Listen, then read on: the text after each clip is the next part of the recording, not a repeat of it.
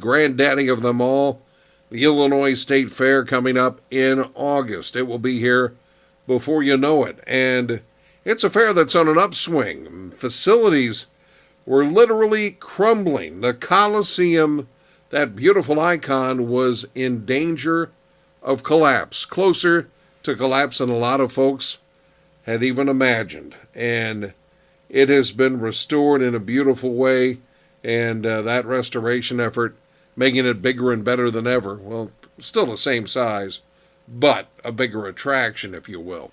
Anyway, I had a chance to talk to Joe Khayatt, who has been involved with the fair in just about every way imaginable over the years. A big fan of the fair, a big advocate for the fair, and he'll tell you what's special about the fair in 2025. I know there are a lot of horse lovers in our audience. The Coliseum's an incredible story. I mean, she looks better year to year, but boy, whole nother gear over there. It's a beautiful facility. It's finally almost done. They're on the punch list items now. So as far as we're concerned, it's usable and everybody's enjoying it. It is, honestly, if you've been in their spectacular setting, it's already been renowned in the horse industry throughout the country as one of, if not the nicest place to ride horses. The number of exhibitors that tell me there's nothing like the feel of riding a horse into the Coliseum or out of the Coliseum has always been a common theme. But now with these improvements and modernizing it and making it usable for years to come, it's really the crown jewel of the fairgrounds. I know you're one of the folks who really wears your heart on your sleeve when it comes to this fair. And this turnaround into preservation when, boy, a handful of years ago, some of these facilities really were going in the wrong direction. This had to be meaningful. Very meaningful. I have to be honest, I've been associated with this event and been employed one way or another for 35, 40 years with respect to the Illinois State Fair. And never has an administration invested more heavily in the fair and fairgrounds. Both the infrastructure improvements, making up for a couple of decades of deferred maintenance. You can't drive out here and not see the improvements, whether it's roofs, HVAC, whether it's the Coliseum, as we already discussed, but there are improvements throughout the fairgrounds and it's impossible to miss those. But also in the event itself, they've invested heavily in the event. They've given us additional monies to invest in the grandstand, and I think you can tell by the lineups that we've had the last couple of years and the crowds that it's drawn that the investments have made a difference and have put this fair back on a very positive trajectory. It just sounds like they've found a sweet spot here where they have all the traditions. You're going to find your mini donuts. You're going to find food under the rice pavilion here, and yet the new tweaks. Enough of the old, enough of the new to really add a new energy. And that's what the fair is all about. I mean, for some, it's those traditional things that they remember from their childhood that they must still see or do, or they don't feel like they've enjoyed the fair. Whether it's the butter cow, or whether it's something along those lines like visiting the animals, the livestock in the barns and talking to the junior exhibitors, or whether it's the grandstand concerts or even the beer tents. There are those things that people have been doing for many years of their life, and they expect to do those things and want to do those things, and that's what makes the fair feel like a fair.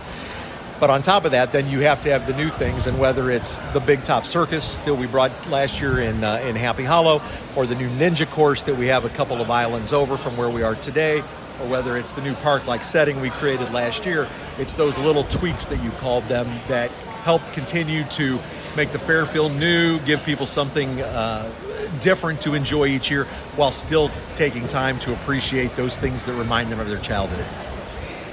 I'm looking at this event. We're sitting here at the 100 days kickoff, with 100 days before the fair begins. I remember this event. It had humble beginnings, and it's almost become like polling heading into an election. And with all precincts reporting, excitement about the fair, the way people feel about the fair, is clearly on display here. Well, people clearly love fair food. They're churning out for the different fair food items we have. I mean, it drew 17th Street Barbecue all the way up from Southern Illinois. They made the 3-hour trek to come up here and be one of our food vendors today. And then we have some of our local favorites like the Vos corn dog, Steve Taft, Mr. Ribeye, doing the ribeye steak sandwiches. We've got Food Baby doing smash burgers and cheese curds. We've got Hayes doing mini donuts, obviously a fair staple, also with coffee and Lotus drinks. But yeah, people are definitely coming out in great numbers to enjoy the fair food. I know something really relevant to our listening audience, those competitions with baking and other things, battling for ribbons. For those who haven't been around in 5 to 10 years, it really sounds like there's been a resurgence there, and that social media and other things have really kind of added a special energy. Well, we have a great fair manager who understands how many of those new technologies work. Becky has employed social media and digital marketing to help reach a younger audience, because honestly, the important things about those medias that you mentioned, it's a connection for us to a younger generation, and we have to build that next generation of fairgoers. It's not just a matter of advertising for the sake of advertising, but it's a matter of making sure that there is a new generation to replace the Joe Khayatts of the world. Yes, I wear my heart on my sleeve, as you said. I've got fair in my blood. I've loved this place for a long time.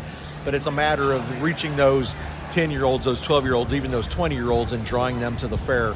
And she's very effective at using those technologies to reach that audience and to have some things here for them to enjoy once they're here, like the development of her selfie gallery that we have in the expo building, with nearly 20 selfie booths. Those are things that generation, the younger generation, is going to enjoy, take advantage of while they're here. And it's just a way to connect with that younger audience and turn them into fairgoers. Well, let's talk about that grandstand lineup. I don't think people fully appreciate it until you log on to some other state fair. And not that you're here to trash anybody's fair, but as far as a comparable fair that isn't like the Minnesota State Fair, Texas State Fair, where people are shelling out $30, $40 just to get in the gate like it's Six Flags. I look at the Missouri grandstand lineup, and Illinois and Missouri were pretty much on the same line. Maybe Illinois a little bit above, but I'm looking at the quality of the grandstand acts and the fact that you're still bringing top tier acts, just like in the past decades. That's a big statement, and doesn't come easy. We're very fortunate that this administration makes the grandstand a priority. For years, being associated, as we discussed with the fair, I've spent a lot of time talking to the food vendors, and the grandstand lineup provides a buzz. And while there might be 14,000 people in the grandstand on a sold out concert, there's a buzz on the fairgrounds that entire night. There's how many other thousands of people that want to be on the fairgrounds that night that don't even go into the grandstand, but they want to be part of that record-breaking night. And so when you have top-tier entertainment in the grandstand, it just draws a great number of people to the fairgrounds that day, that night, whether they're going to the show or not going to the show. And we saw that with some of the entertainers, for example, that we had this year. We had Snoop here a couple of years ago, and on that night that we had Snoop, there were so many additional people on the fairgrounds that never ventured into the grandstand, but who just wanted to be on the fairgrounds for a unique night like that. We've seen the same things with Keith Urban last year, Miranda Lambert, Tim McGraw in the past. We'll see the same thing this year with Def Leppard, with Megan Maroney, with the Chainsmokers. We have an eclectic lineup, and I know it's an overused cliche in the fair business, something for everyone, but we really have checked all the boxes. We really do have something no matter what your musical taste, whatever your favorite genre is, and you will see that buzz throughout the fairgrounds on those nights. Yeah, I'll let you go here in short order, but the horse racing industry, there's no secret that we've seen contraction. It's still hard to imagine Arlington is a potential Bear Stadium site. That's still hard, the chandelier isn't there anymore.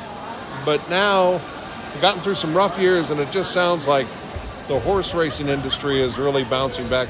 What's going on in Collinsville is a good indicator of that. And this is a real healthy environment for, we just say a lot of positive trends right now in horse racing. I think horse racing's turned the corner. We've seen that in our program here. The number of entries are up in our races. They were last year. They will be again this year. The purses have been increased. I think this administration has committed to that. The General Assembly has committed to that. There's been a real effort to ensure that the remaining horse racing industry in Illinois stays, that they retain what we have left, and that they grow from that. I think that if you talk to local breeders, that's obviously there's a positive trajectory as far as new horses being bred in Illinois and staying in Illinois. And I think that while it's still got a long way to go from what was once a very awesome heyday in Illinois, we have turned a corner, and horse racing is on the uprise, and I think you'll see it at this year's horse racing schedule at the Illinois State Fair. I know this place continues to be all about the farmer, and it's almost two fairs within a fair, and it's always interesting how it starts early, and if you want to see some of the farmers in action, you got to get here early, because I know they're early in, early out a little bit, especially school, trying to get a jump on harvest, whatever the reasons. It's a special dynamic. Yeah, our junior exhibitors especially, who have to get back to school, obviously the schedule is designed to allow them to show on the first weekend. They do, like you said, show up very early. I think a lot of people will be surprised to know that we have livestock here on the fairgrounds the Monday before the fair starts, and that the shows start before the official fair even cuts the ribbon and opens its gates to everybody else.